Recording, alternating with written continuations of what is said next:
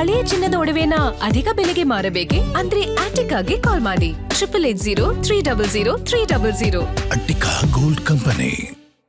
ಮುಖ್ಯಮಂತ್ರಿ ಡಿಕೆ ಶಿವಕುಮಾರ್ ಅವರ ವಿರುದ್ಧವೇ ಸ್ವಪಕ್ಷದವರು ತಿರುಗಿ ಬಿದ್ರ ಅನ್ನೋದು ಪ್ರಶ್ನೆ ಆಗ್ತಾ ಇದೆ.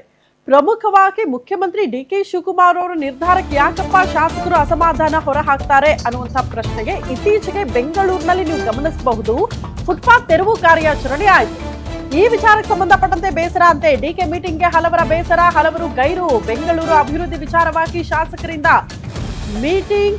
ಮುಖ್ಯಮಂತ್ರಿ ಡಿಕೆ ಮೀಟಿಂಗ್ ನಲ್ಲಿ ಬೆಂಗಳೂರು ಶಾಸಕರು ಅಸಮಾಧಾನವನ್ನ ಹೊರಹಾಕ್ತಾರಂತೆ.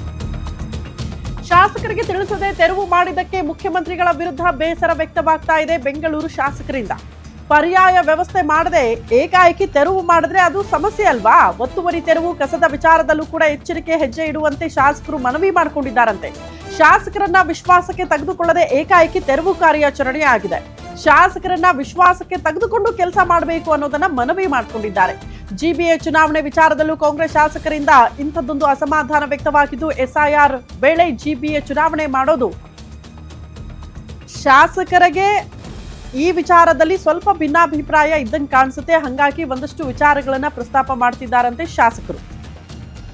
ಬೆಂಗಳೂರಲ್ಲಿ ಪರಿಸ್ಥಿತಿ ಹೆಂಗ್ ಗೊತ್ತಾ ನಿಮಗೆ? ಯಾರೇ ಶಾಸಕರಿದ್ರು ಕೂಡ ತಮ್ಮ ಕ್ಷೇತ್ರಕ್ಕೆ ಸಂಬಂಧಪಟ್ಟಂತೆ ಅಲ್ಲಿ ಫುಟ್ಪಾತ್ ತೆರವು ಆಗ್ತಾ ಇದ್ದಾಗ ಜನ ಹೋಗೋದು ಆ ಕ್ಷೇತ್ರದ ಶಾಸಕರ ಹತ್ರ.